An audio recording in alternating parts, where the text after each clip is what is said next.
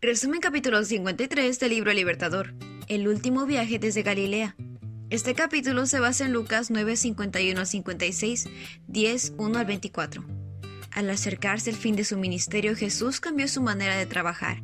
Antes había procurado evitar la excitación y la publicidad, había rehusado el homenaje de pueblo y había ordenado que nadie declarase que era el Cristo. En ocasión de la fiesta de los tabernáculos hizo su viaje a Jerusalén sin ser notado, y entró en la ciudad sin ser anunciado, pero no sucedió así en la ocasión de su último viaje. Regresó de la manera más pública, precedido de un anuncio de su venida como nunca antes lo había hecho. Estaba yendo hacia el escenario de su gran sacrificio, hacia el cual sería dirigida la atención de la gente. Todos los ojos deberían ser atraídos hacia Cristo, el sacrificio que traería salvación al mundo perdido. Los discípulos quisieron impedirle hacer el viaje a Jerusalén. Conocían la hostilidad implacable de los líderes religiosos. Para Cristo era duro llevar a sus discípulos a la angustia y desesperación que les aguardaba en Jerusalén. Y Satanás estaba listo para premiar con sus tentaciones.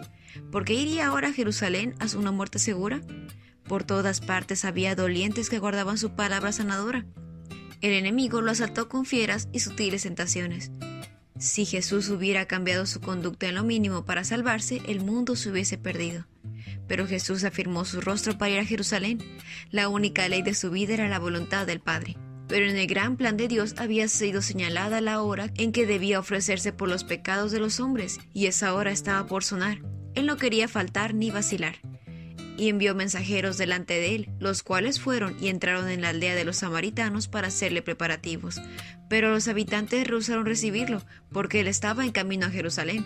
Santiago y Juan, los mensajeros de Cristo, se sintieron vejados por el insulto inferido a su Señor. Se llenaron de indignación porque él había sido tratado tan rudamente por los samaritanos.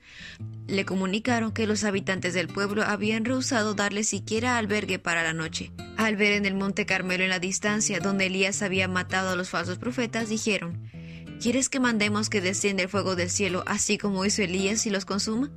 Se sorprendieron cuando oyeron el reproche de Jesús. Ustedes no saben de qué espíritu son, porque el Hijo del Hombre no ha venido a quitarle la vida a nadie, sino a salvársela. Y se fue a otro poblado. No forma parte de la misión de Cristo obligar a los hombres a recibirlo. Gran parte de los meses finales de su ministerio, Cristo la pasó en Perea, la provincia del otro lado del Jordán. Allí la multitud se agolpaba a su paso, y él les repitió mucha de su enseñanza anterior.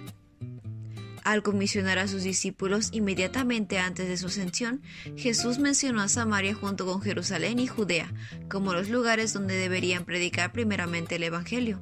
Cuando en el nombre de su Señor ellos fueron a Samaria, hallaron a la gente lista para recibirlo.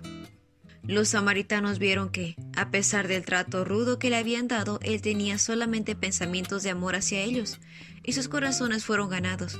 Después de su ascensión, los discípulos sacaron una preciosa cosecha de entre quienes antes habían sido sus más acérrimos enemigos. Los rabinos habían amonestado al pueblo contra la aceptación de las nuevas doctrinas enseñadas por este nuevo maestro. El pueblo dio crédito a lo que enseñaban los sacerdotes y fariseos en lugar de procurar entender por sí mismos la palabra de Dios. Muchos habían sido casi persuadidos, pero no obraron de acuerdo con sus convicciones. Así muchos rechazaron la verdad que hubiera tenido como resultado su salvación. Cuando los 70 terminaron su obra, volvieron con gozo diciendo: «Señor, hasta los demonios nos obedecen cuando usamos tu nombre». Jesús respondió: «Vi a Satanás caer del cielo como un rayo». Más allá de la cruz del Calvario, con su agonía y vergüenza, Jesús miró hacia el gran día final, cuando Satanás será destruido en la tierra durante tanto tiempo mancillada por su rebelión. Lo único que nos permite obtener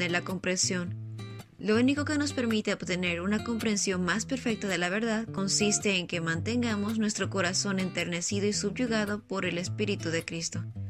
Las lecciones que Jesús enseñaba mientras se dirigía lentamente de Galilea a Jerusalén estaban llenas de instrucción. En Perea y Galilea el pueblo no estaba tan dominado por el fanatismo de los judíos como en Judea, y las enseñanzas de Cristo hallaban cabida en los corazones. Cristo presentó muchas de sus parábolas durante los últimos meses de su ministerio. Los sacerdotes y rabinos no podían entender mal lo que quería decir, pero no podían hallar en sus palabras algo en que fundar una acusación contra él. Cristo repitió la hermosa parábola de la oveja perdida y dio aún mayor alcance a su lección cuando habló de la dracma perdida y el hijo pródigo. Después del derramamiento del Espíritu Santo, cuando los discípulos salieron en el nombre de su Señor, enfrentando reproches, pobreza y persecución, a menudo confortaban sus corazones repitiendo su mandato expresado en el último viaje. Así que no se preocupe, pequeño rebaño, pues al Padre le da mucha felicidad entregarles el reino. Vendan sus posesiones y den a los que pasan necesidad. Eso almacenará tesoros para ustedes en el cielo, y las bolsas celestiales nunca se ponen viejas ni se agujerean. El tesoro de ustedes será seguro, ningún ladrón podrá robarlo y ninguna polilla destruirlo. Donde esté su tesoro, allí también estará su corazón. Y ese fue el resumen del capítulo 53 del libro El Libertador. No olvides compartir este video con otras personas que tú creas que necesiten este resumen. Nos vemos la próxima.